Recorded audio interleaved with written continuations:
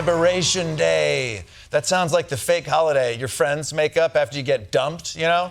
Nah, man. Who needs that beautiful, smart, independently wealthy woman in your life when you could die alone? This is your Liberation Day, bro. But actually, what is it? Our breaking news just moments ago. President Trump officially announcing widespread, what he calls reciprocal tariffs, at least 10% on practically all goods coming into the United States. My fellow Americans, this is Liberation Day. April 2nd, 2025 will forever be remembered as the day American industry was reborn, the day America's destiny was reclaimed. Okay, so Liberation Day is just the day that Trump announced new tariffs. I kind of doubt this day will be remembered for all of history, but if you give me a day off from work, you can call it whatever you want, to be honest with you. Now, you might be thinking, what am I even being liberated from? The ability to afford goods and services? Yes. But what Trump is hoping happens is that businesses move back to America. But until then, Republicans are preparing Americans for the inevitable rocky road ahead. I feel like in some ways in the economy, this is kind of like a kitchen remodel or a bath remodel. There's a bit of a mess at the beginning, but everybody has a long-term look of where we're headed. I mean, if you're going to remodel your house to make it better in the end, it's going to be really annoying in the short term when your house is getting remodeled. And there's drywall dust everywhere and there's workers in your living room. The reality is that remodel has got to happen in order to make things stronger and more stable on the back end. Great. It's like a home remodel. I feel much better about tariffs now that you compared it to something famous for costing people way more than they ever expected.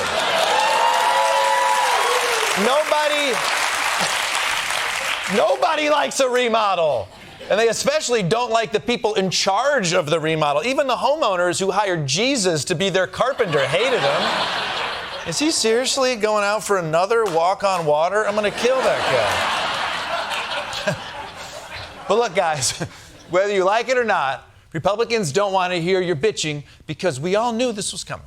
It's going to be a rocky road, and Trump has admitted that. Trump has acknowledged that there will be some minor inflationary aspect of that. As he begins to realign the economy to put America first. Everybody knows, and when they voted in November of 2024, they knew that's what they were voting for.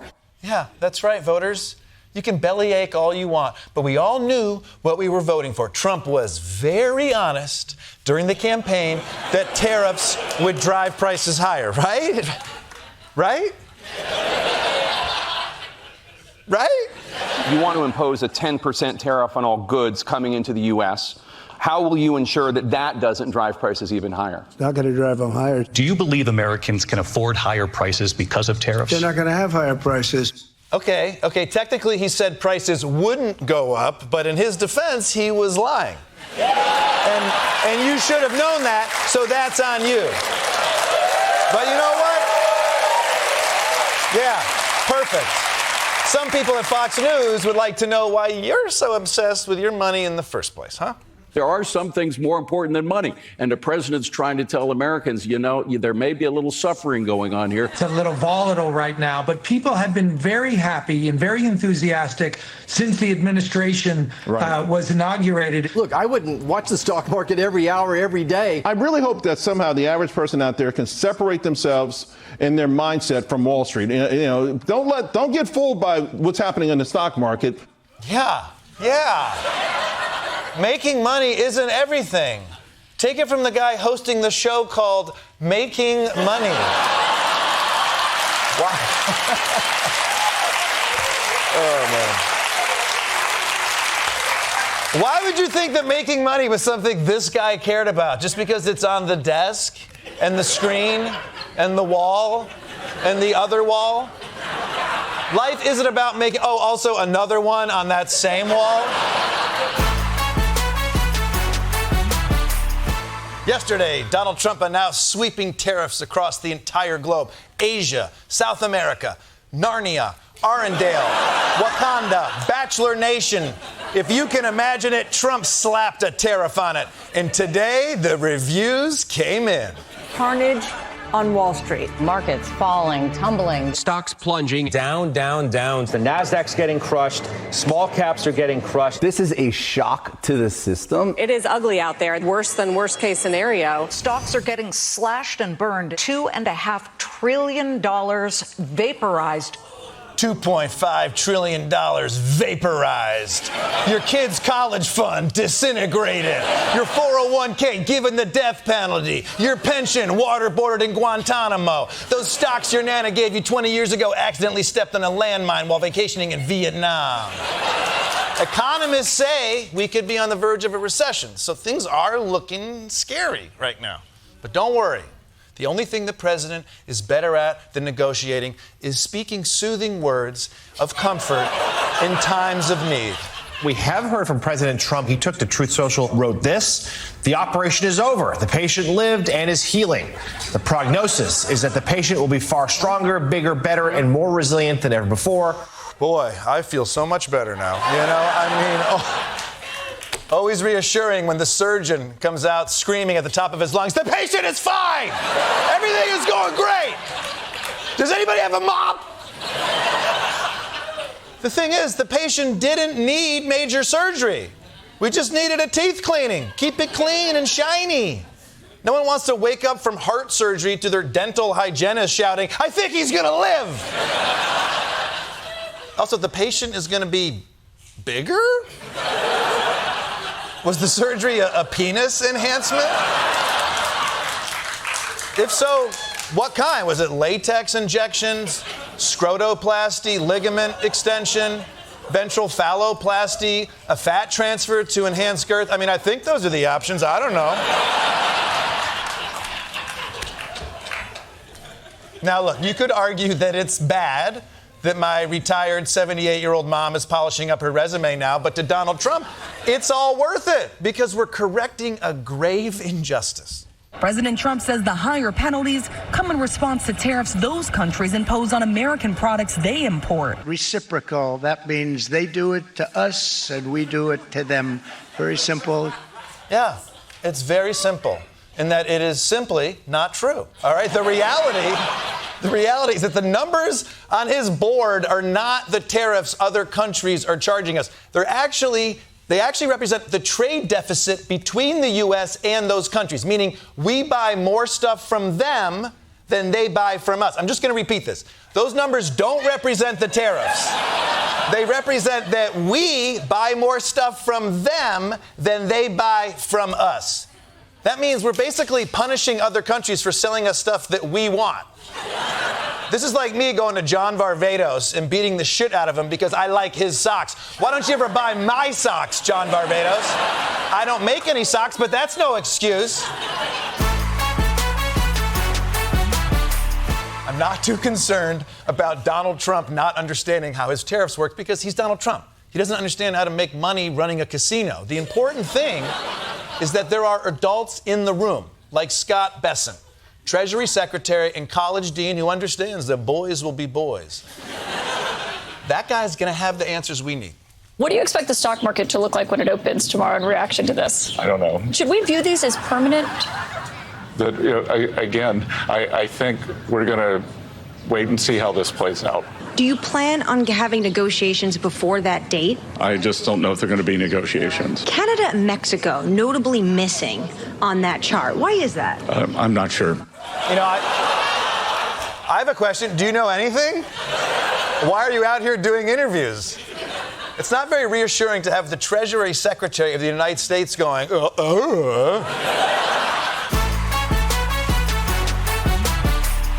We just assume they have a good reason for imploding the economy because why else would you implode the economy? But then you uncover something like this and you realize, I'm not sure they even know what they're doing. Every country on the list faces at least 10% tariffs. Even small, remote places like the Heard and McDonald Islands. They are near Antarctica and covered in glaciers, home to many penguins, but no people.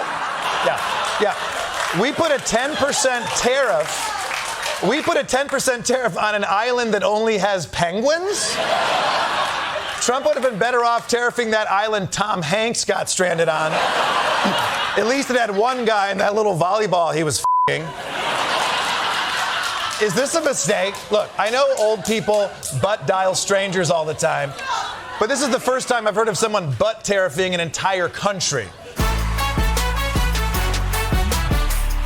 As you know, our economy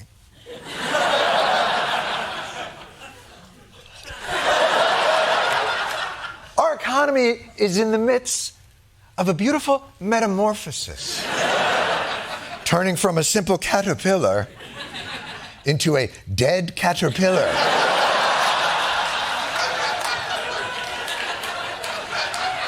So let's get into it with another exciting installment of Trade Wars. My favorite word. My favorite word. Tariffs. Tariffs. Now, you might remember when Donald Trump was reelected, Wall Street was thrilled, excited about deregulation, tax cuts, and the fact that you could once again call people sugar tits. One top banker told the paper that he feels liberated because now he can use offensive slurs like the R word and the P word without fear of getting canceled at work. The R word and the P word? Well, I can tell you today that that top banker is definitely using both of those words. Perhaps even adding motherfucker right now. The market meltdown for the third straight day. Global markets are sinking. Markets across Asia, Europe, and Australia plunging. At one point this morning, the Dow sinking almost 1,600 points. The markets lost more than $6.5 trillion in value. This is an economic armageddon.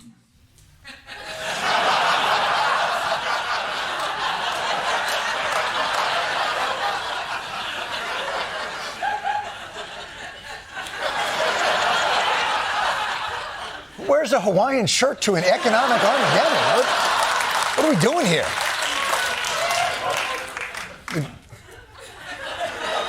They pull you in from the pool? You the Financial Channel's Rodney Dangerfield or something? I told my wife about the stock plunge. She said, "Oh, I thought you guys would never go down there." No, I don't.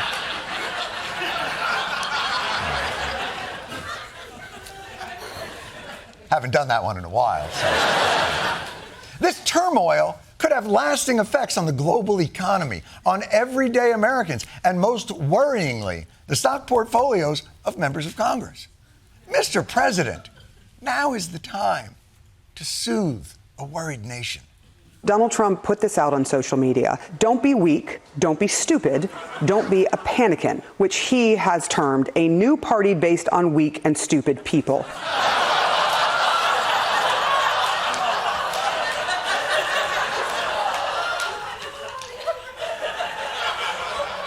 Panican? The genius who gave us classics like Sleepy Joe and Crooked Hillary just shit out "You're a Panican"? How about hysterocrats? Rapussicans? How about cryentologists? Did the overseas factory you had been sourcing your nicknames from get shut down during the tariff war? So we're going to try this again, Mr. President. Can you ease the fears of this nation like a true leader? President Trump holding firm, posting on Truth Social, only the weak will fail.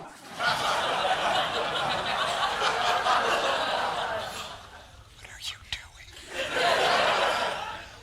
Your economic policy has the same tagline as season 3 of Squid Game? That's supposed to make us feel better?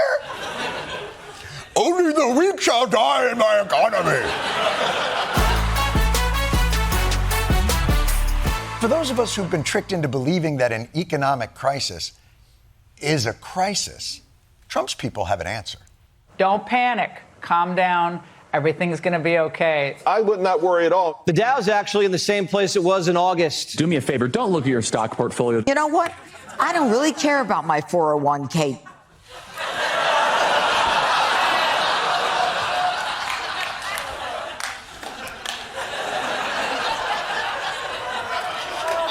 Live, laugh, love. That's what I always say. You know what I say, don't you? It's 401k somewhere.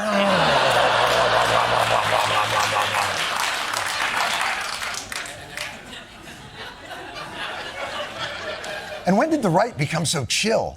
Aren't you the Bud Lights turning my kids trans, folks? But economic meltdown and you're getting all philosophical? Losing money costs you nothing. This is just the reality of life. Like, were you young and dumb? How much money did you lose? Everyone loses money. Everyone loses money. It costs you nothing. Except money. Losing money costs you money. It's the definition of losing money. And I know you go, well, it's going to be worth it to get the character of the country that we want back again. But we have no f***ing idea if that's actually what's going to happen. You're all acting like the tariff regime is a tried and true remedy. Oh, of course, this is the medicine that's always prescribed. Except the last time it was tried 100 years ago, we had a Great Depression. So how does this work? It's just a big game of economic operation as he's sticking things in, trying to take out tariffs. It's like, you know, when you're my age, you got to get a colonoscopy. You need a full colonic, like, to feel better. You know what I mean? Rat poison can kill somebody in the wrong dosages, but in the right dosages, that can be very healthy for the patient.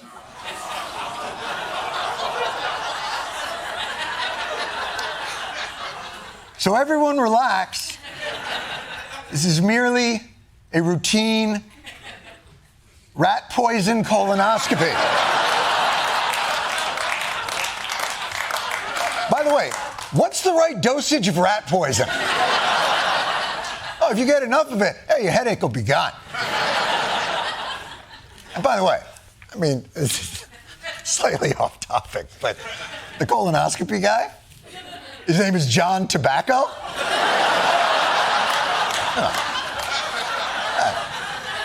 That's a witness protection thing, isn't it? Yeah. So here's how it's going to go. Your new name is John Tobacco.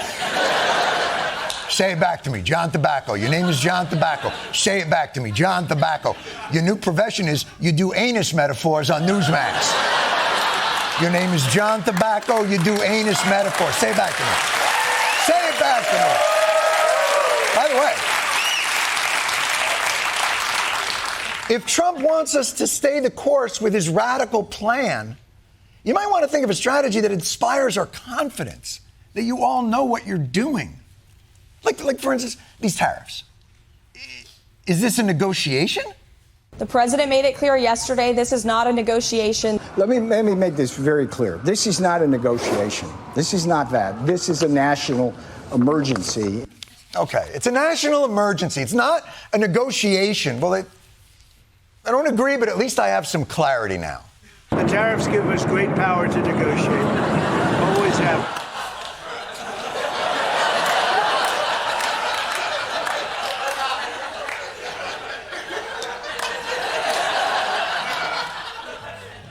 Too much rat poison. So what is this a negotiation or is this permanent? They can both be true. There can be permanent tariffs and there can also be negotiations.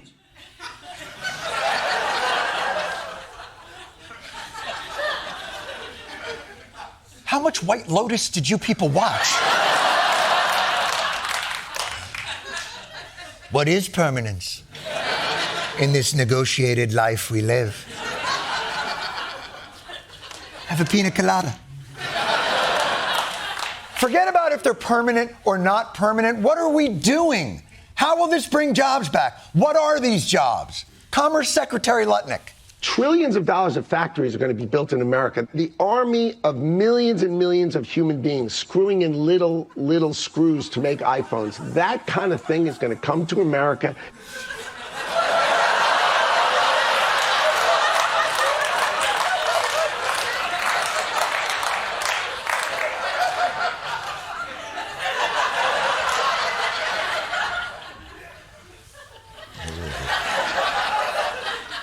This is also that millions of Americans can develop the dexterity. I can't even get the lint out of the charging area on my phone. Now I got to do the thing. Those are the jobs? That kind of thing is going to come to America. It's going to be automated, and great Americans, the trade craft of America, is going to fix them. Mechanics fixing robotics. That's what's coming to America. So it's not the screws. We're going to be robot mechanics. The robots do the screwing, and we're just there to make sure the robots are lubed and ready to screw. That is the American Renaissance.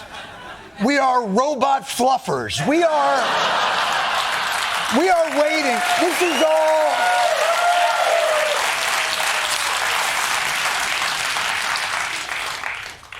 So if I'm an American manufacturer, how long do these onerous tariffs have to stay in place to convince me to build my army of automated screw and robot mechanics? They are definitely going to stay in place for days and weeks. John Stewart from Popular Robot Mechanics. I've never built a fully automated robot factory before, but is days and weeks enough time? Or too much time? Feels like it would take a month. Well, I guess that's silver lining number one of this trade war. Want something even more underwhelming?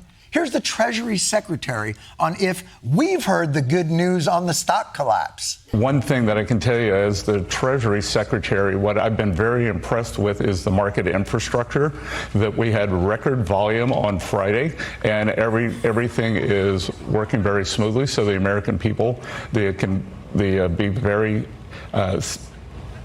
take great comfort in that.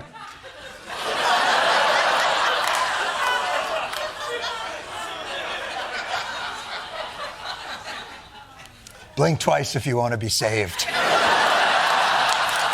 I was very impressed that in a market crash, the building is still standing.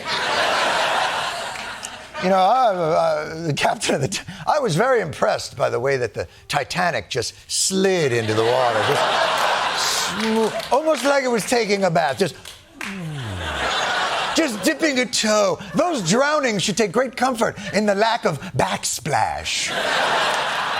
But their best argument so far for any of this is the same one that we got about Tinkerbell being able to fly.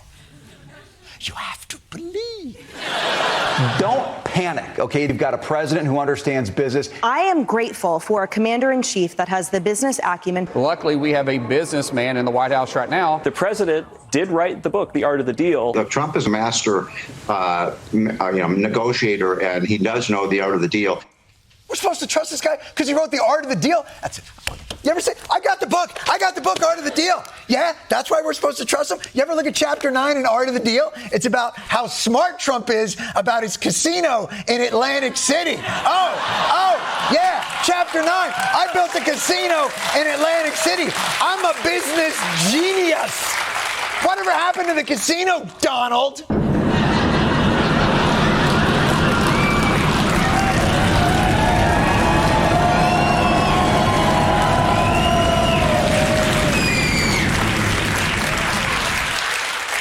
Trust me.